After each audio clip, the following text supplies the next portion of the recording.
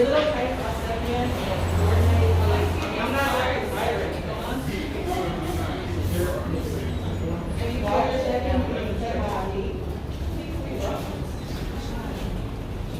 And everybody who's person has their ID come in and just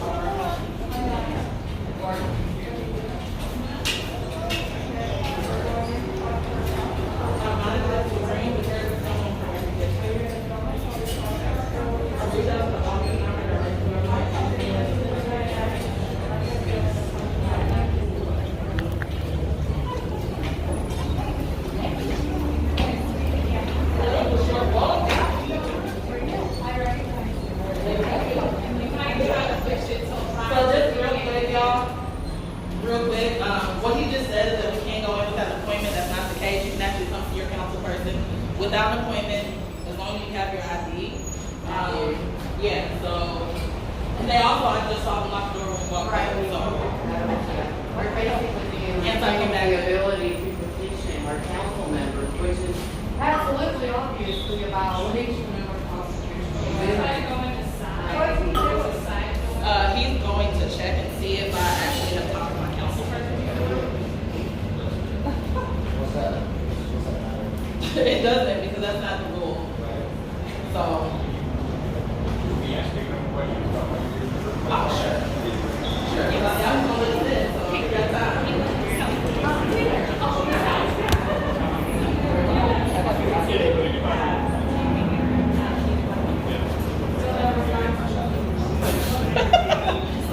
Oh, man. Yeah, so I'm Shauntrice, Shauntrice Martin, M-A-R-T-I-N. We are here today. The 490 Project, Black Lives Matter Louisville, takes a seat, some other organizations to petition Metro Council to make sure that we are heard as a coalition that wants to defund police by $50 million. Many of us have talked directly to our council members. We are here because we were told we could come in as long as we have our ID. We could come into city council. You know, they emphasize we shouldn't be violent or anything, which we're not.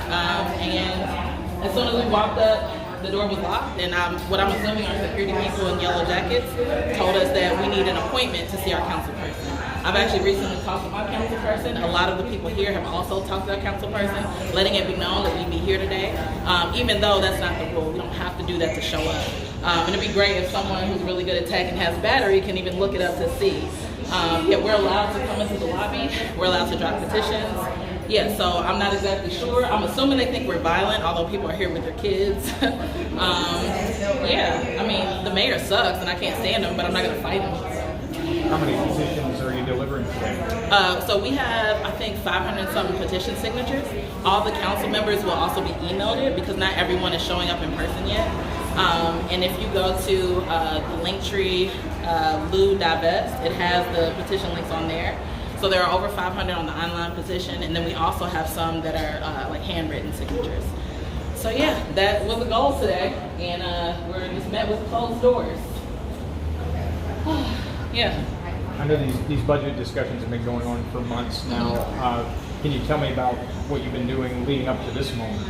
Yeah, about half of us on here have been in all of those budget meetings. I've transcribed probably 30 hours worth of budget hearings. This year is the first year this many people have been involved. We had hundreds of people reply on the official budget comment form for the city, which is unprecedented. And we've just been, you know, as much as we can, going to city council either in person, reaching out via email, social media. Yeah, so I thought we would get a little bit of a friendly reception today, and we haven't. And then there's also been, in addition to the petitions, we've had rallies, we've had very peaceful rallies, we've had children's events where we're teaching people about what it means to defund the police.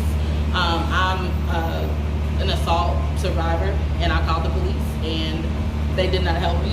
They told me I was mistaken. And we've been reaching out to other people who had that same experience or a similar experience to make sure they're getting the counseling they need. So it's wraparound services, but we can't do any of that if the police continue to be overfunded. They are, I think, 40% of the budget, and they only solve about 30% of the crimes of us. So there's a narrative that they need more money because there's more crimes, but every year they've gotten more money and crimes have increased. So they're not solving the crimes. The return on investment is pretty terrible. Yeah.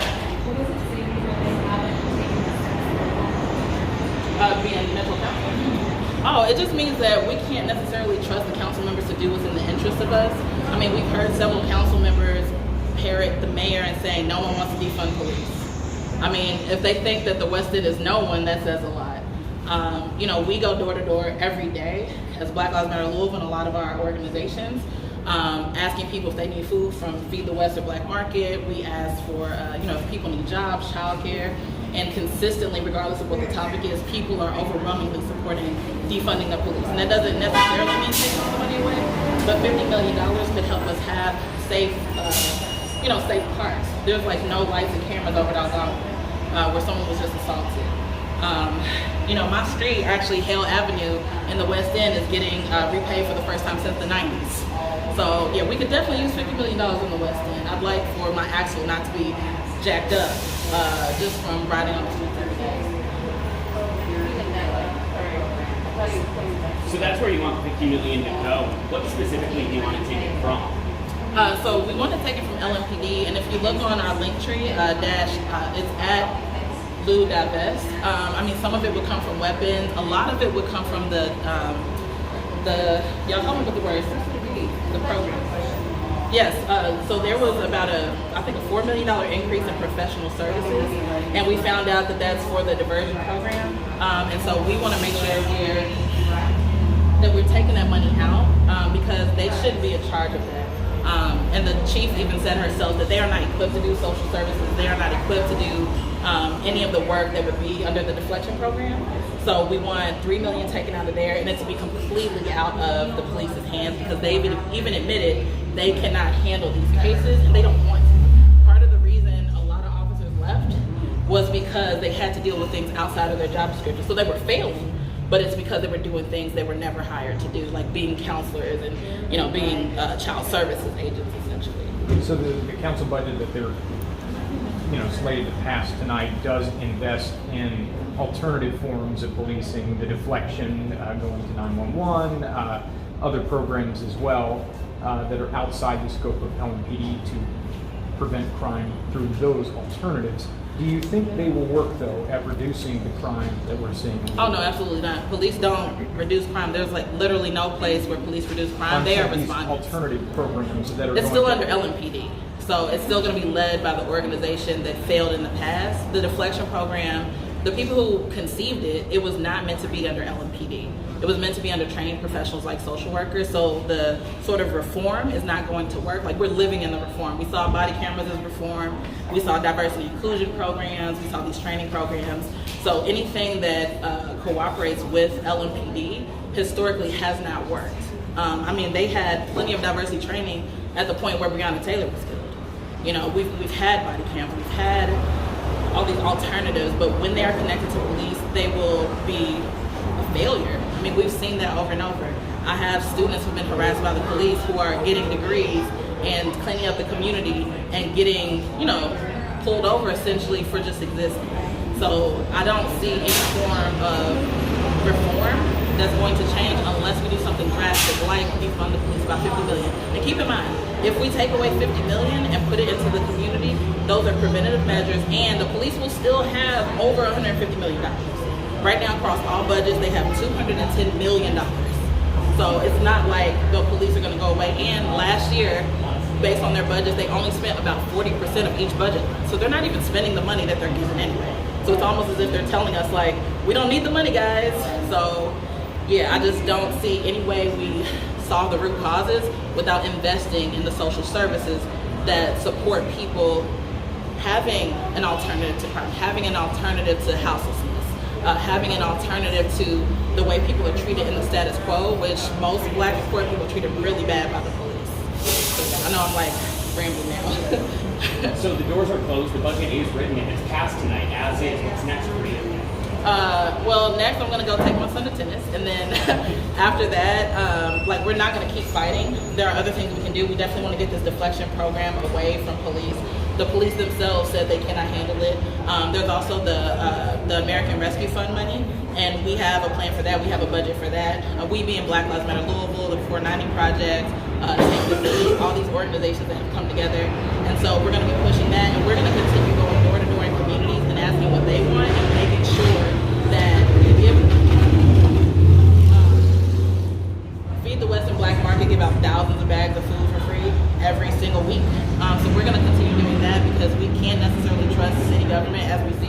can't even trust them to follow their own rules. So we'll continue to be in the community. We're going to continue to bust out this work. You see all the people behind you, that's a fraction of the people who've been supporting this and going out with us every night. And I'm hoping that City Council catches up with what regular citizens are doing, what single moms are doing, what all the folks in the community who are begging for change are doing. Did I answer the question? Can you say and spell? Yeah, you did. Can you say and spell your name again? I don't think we were rolling earlier. Yeah, Shauntrice Martin, SHAUNTRICE, Martin, MARTIN. And you're, So we're actually publishing it tonight after this meeting. We have an Divest $50 million budget that's out already. And so we're going to push the American Rescue Fund's budget as well on social media and out in the community. We're doing a canvas tonight actually at 8 p.m. We do it almost every night at 8 p.m. in the West End. We'll also be going to Newburgh. Just read it for us. I thought maybe he'd change his mind. That's like what they do in the club when they say ladies are free until midnight and then they close the doors until like 11:59. Hello, President James. Hey guys, how's it going? Great. Sorry, go ahead. Oh, I think I was okay. Were you trying to get through or you? No, I just came out to talk to you in charge. I'm not in charge, but I can answer questions possibly. Does anybody else want to be in charge? Yeah, we were trying to draw petitions for each of our individual council members, and when we called, we were told that we could just come into the lobby without appointment as long as we had our IDs. The gentleman, or I don't know their gender, the folks here said that we weren't allowed to do that. We have to have an appointment with our council, or each of our individual 26 council members. Right, we're still operating under Senate Bill 150, so we're not going to stop doing that until July 20th when we come back. But after that, the building will be open, but right now it's still closed right now. Okay. Do you happen to know if the Divest budget is going to be discussed tonight, aside from the individuals by the council members? No, it won't. All right. Is there a reason Sure. that you can share with everybody? There's not a sentiment on the council to invest $50 million from the Metro Police budget. In the deflection program? The deflection program should pass. Under the LMPD? No, it'll be under actually the emergency services, Metro State. All right. Thank you. Okay, you're welcome. I appreciate it. All right. I have one question. Sure. You said that the building would be open in the future. In order so that in the future, when we want to bring a petition, could you please help us to know the simplest way to do that? And the correct, so that when it comes, Sure, when you bring that it- door will be open. Well, the door's open. It's only closed right now. Okay. Yeah, so normally you just bring it, you drop it off, give it to the clerk. So you don't have to have an appointment? Like, I don't have to be like, can I come and see my kids? Or Well, right now we're doing that because. Oh, no, there's a password. Yeah, so let me just say, if you're gonna come to see a council person, they're part of the council. So it'll be fine. Otherwise, probably wasting your time.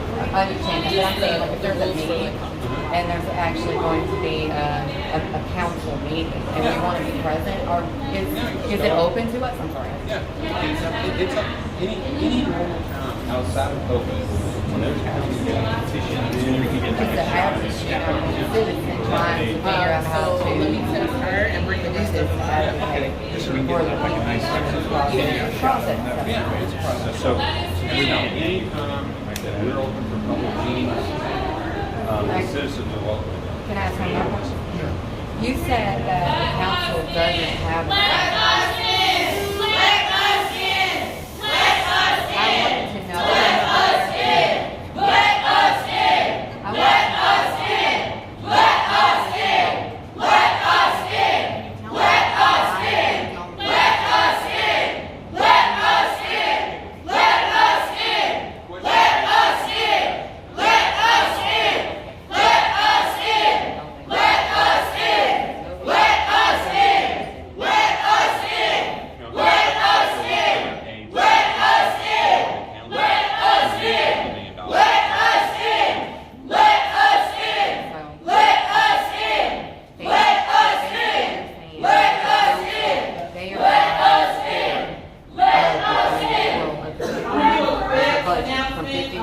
We've been told by President James who's up there now that because of COVID, we're not allowed to come in without an appointment.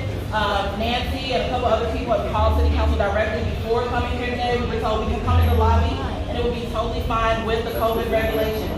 As we walked up, for those of you who maybe didn't see or hear up there, the door was closed. We were told we cannot come in the lobby without an appointment, which contradicts what the city told us over the last few days. James, why are you not wearing a mask? If it's COVID restrictions, why are none of them wearing masks? None of them wearing masks. I'm vaccinated, got my vax card on me. They're not gonna let us in anyway. Pay your salary, by the way. Yeah, so the goal was to drop the petitions today at our city council members' desks. Several council members knew we were coming today, so I'm not sure, well, I kind of know why.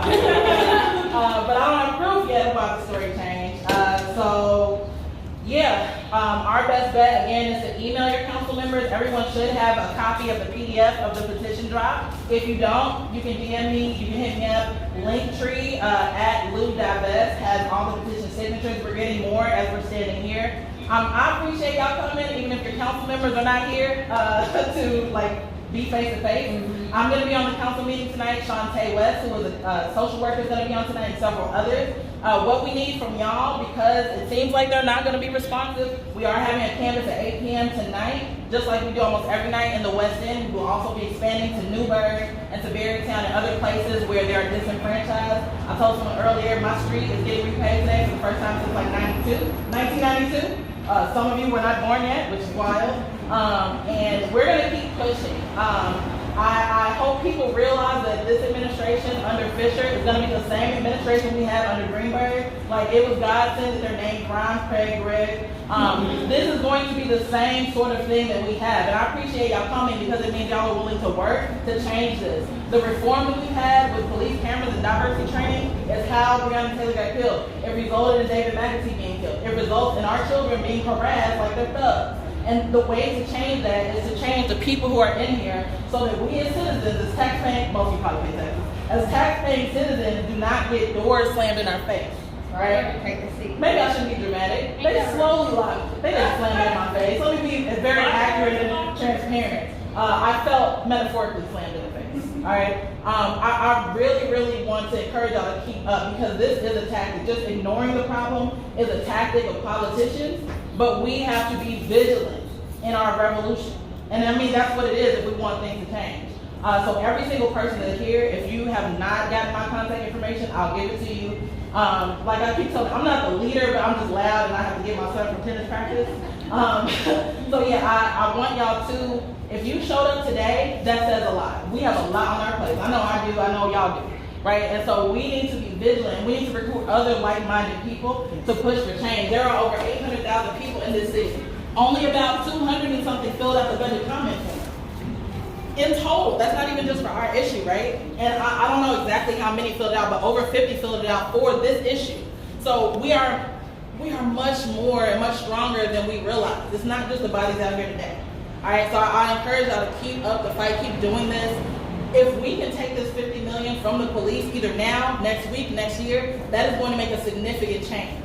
Places like California where they've done these sorts of things, poverty decrease, employment increase, kids' test scores improve.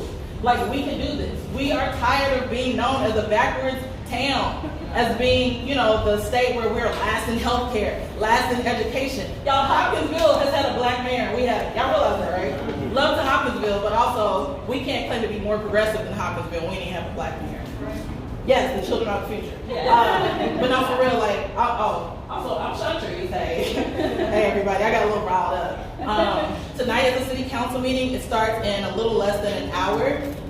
We want everyone who can be on there to be on there. Be on Facebook, be commenting. I had someone from the Courier call me and ask like, wow, why are so many people engaged? Usually there's like 2 comments on the form. Usually no one's paying attention. We are making a change, and they may not want to publicize that. They may stay up in their offices, whatever else. We are making change. We're making an impact. I promise y'all. All right? And also, if I end up, something happened to me, y'all know who did it. I'm not going to say any name. Anyway, yeah, please drink water, take care of yourselves. We're going to stay here for a press conference. We're going to have a little rally. We're going to enjoy life because despite what they've done to our community, we can still find joy in these moments in time. So I appreciate y'all, and I promise I'm not the leader, and I wish somebody else to speak because I hate public speaking. Yeah, it's the adrenaline. Plus, I gotta use the bathroom. Yeah, so for real, anybody who wants to be more active, and like being here is active. You don't gotta be the loudest or do it. You can just show up, and our body matters. But if you want to do even more, I don't do locked up actions because I have a kid. But I'm sure I know somebody who will tell you about some locking up actions. Please see me before you leave if you haven't already DM'd me or emailed me. Yeah, so I appreciate y'all coming. And whoever started the yelling, yes, we need that initiative, yes. I think we all got to use the restroom in here. Yeah. It is 5:11. I told someone earlier we would start at 5:05, but I'm also not in charge, so don't blame me. But yeah, we're gonna go down here because it's hella hot in here. I feel like I'm in a little hot box. We're gonna go down to the street, start the press conference, and then those who have to leave for the city council meeting for the good Wi-Fi will do that.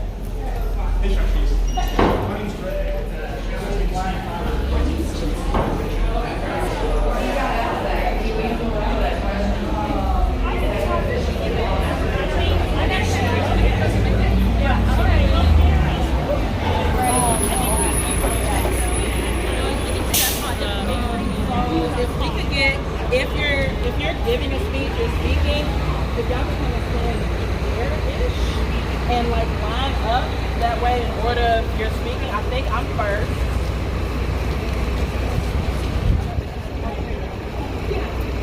Shauntrice Martin. I work with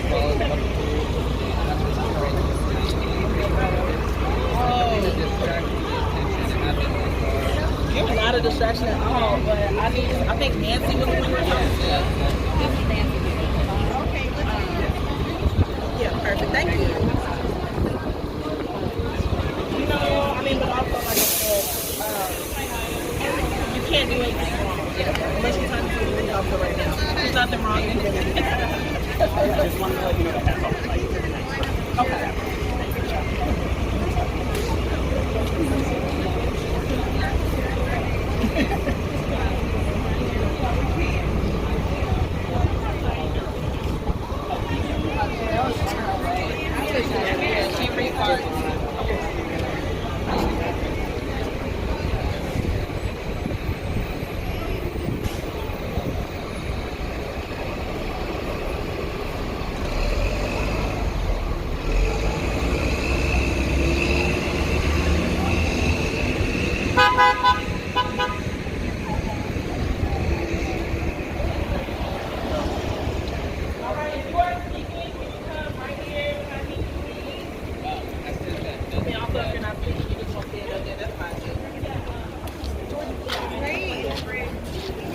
And we had someone here for Shantae that needed to know where to go. Oh, hi. I spoke to Rebecca. Okay, perfect. Okay. Hey. Thank you. Yeah. Tanisha, can I grab those from you? Jan, so we don't have 26. That's okay. All right, so is everybody who's speaking up here already? So they've asked, like, if you have the mic, and when you have the mic, just to pass the mic itself to the next person. If you get a clip-on mic, I'm assuming. Yeah. And you're gonna say your name and then spell it. Everybody. Oh wait, no.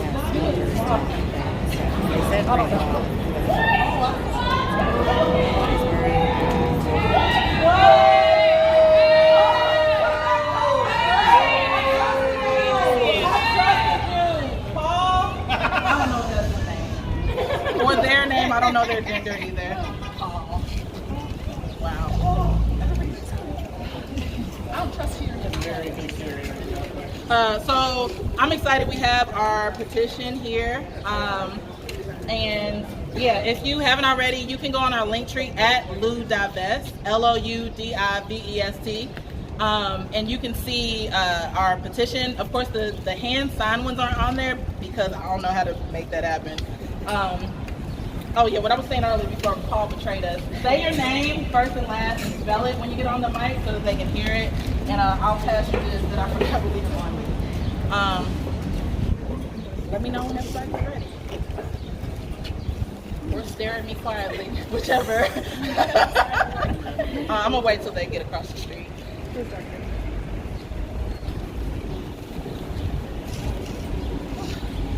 All right, so hey, I'm Shauntrice, Shauntrice Martin, Martin. We are here representing Black Lives Matter Louisville, the 490 Project, Take the Seat, and several individual community members, Louisville Community Bail Fund, Black Market Kentucky, and we are here today because we need them to defund police.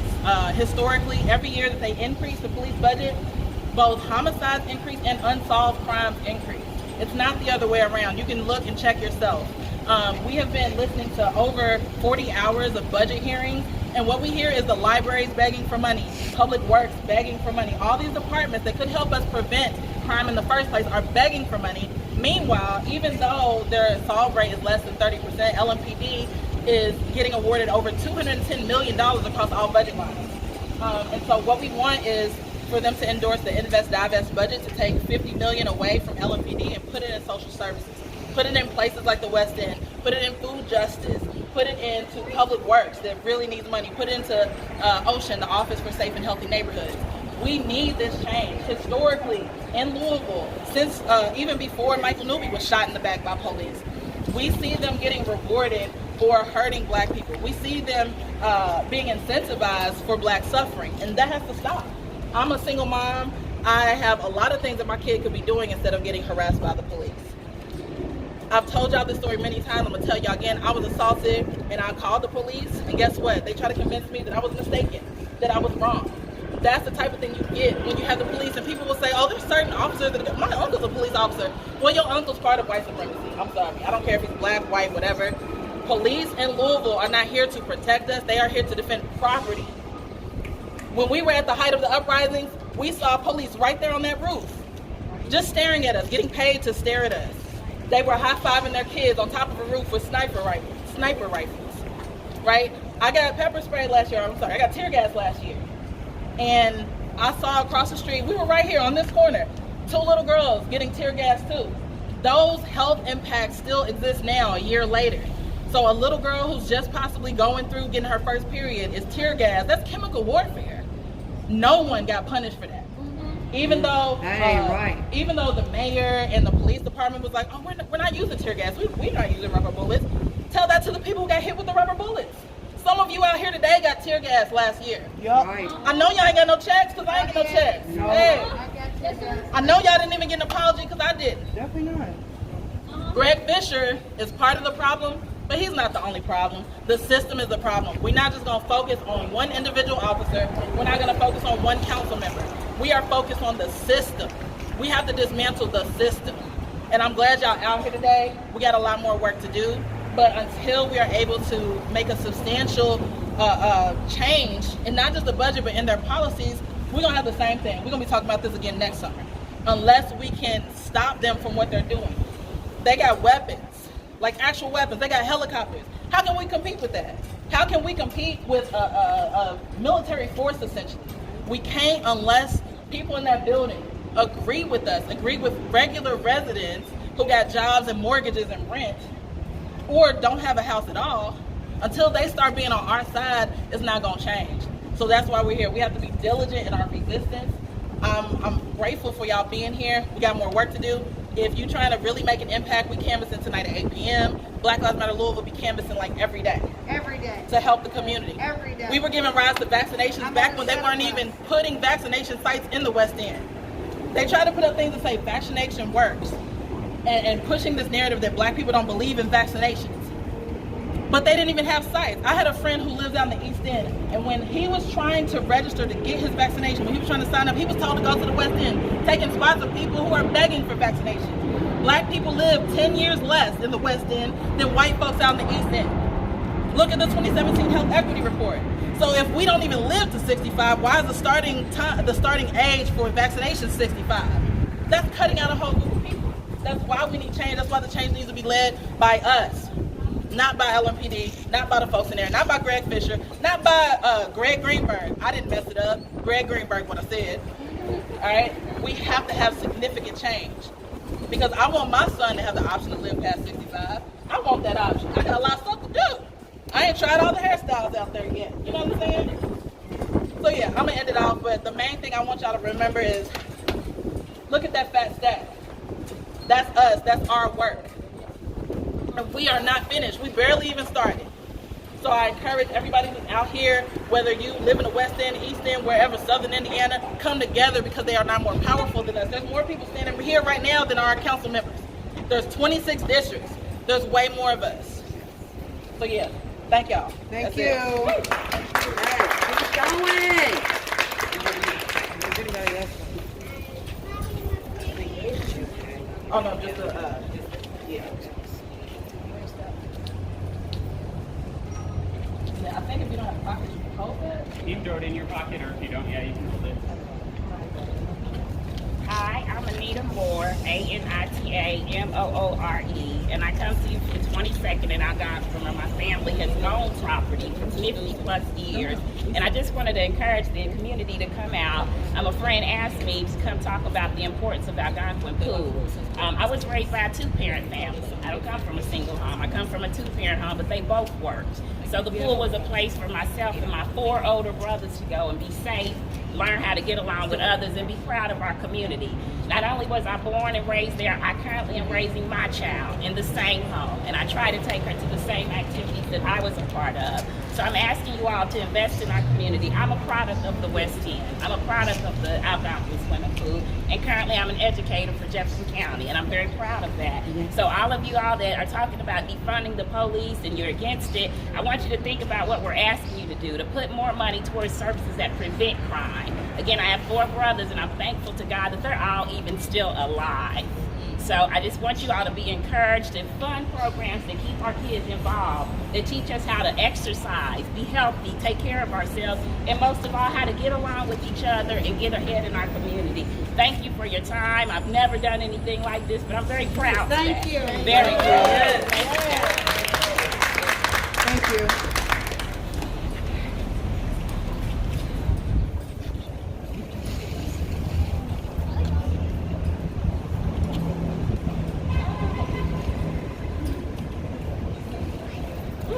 I got my notes out, so I'll get fired up, and then we won't get anywhere. All right, my name's Caitlin Selman, Kaitlyn Selman. So I am a criminology professor. My PhD is in criminology. I'm coming from District 10. But more important, I am a very, very concerned member of the Louisville community. I'm speaking today in the hopes that Metro Council and anyone else will listen, truly listen to what we are all saying. Police do not keep us safe, even when you try to dress it up in reforms. And investing more money in policing will only amplify that reality. LMPD's funding totals almost over 200 million a year, about 26% of the city budget alone.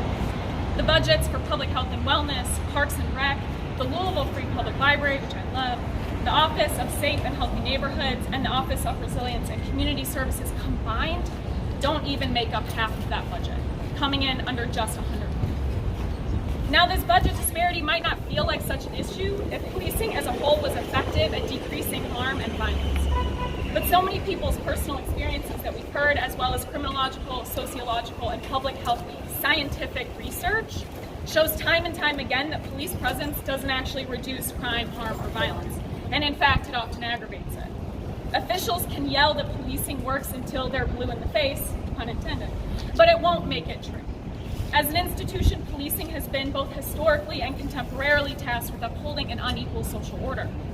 We've seen policing play a major role in literally killing Black, Brown, Indigenous, queer, poor, working class, and disabled people, and especially here in Louisville. So divesting from police means divesting from that violence. And if Metro Council claims they want to promote safety, that means redirecting those funds. Now, to be sure, there are other violent conditions at play here that do have a relationship with crime, harm, and unsafety. And police don't, can't, and perhaps should not address those things. Trauma, poverty, homelessness, systemic racism, health inequality, food insecurity, a struggling education system. Investing money in other institutions can alleviate those conditions, and thus harm and violence. A report compiled by the Center for Popular Democracy, Law and Black Lives, and the Black Youth Project 100 shows that investment in mental health, housing, youth development, and living wages would, unsurprisingly, actually stabilize communities and prove more effective at ensuring safety than policing. The point is that we need to redirect, I'd say, that whole $200 million away from the police and towards the type of critical resources that truly make communities safe. Healthcare, mental health services and treatment, educational opportunities, affordable housing, public pools, transit access, and investments in youth. We need to divest from policing, an institution that relies on surveillance, control, exclusion, and violence, no matter how many body cams its agents are armed with or cultural sensitivity trainings they attend, so that we can invest in social supports for our community. That is how we achieve true safety. And for those listening who are wondering, but what would we do to keep everyone safe when bad things do happen? Luckily, we don't have to look very far. People have been living this type of care for generations, people here. We've had community fire brigades, a people's ambulance, a transit support system, food banks and hot meal bars, community child care, safety and defense teams. People have always been talking to each other, planning and dreaming together. We keep us safe. But to do so, we need money and resources and time and energy. All the things the police do not need more of. Because as we continue to invest in the police instead of our supportive community institutions, we perpetuate violence, and that needs to end. Thank you.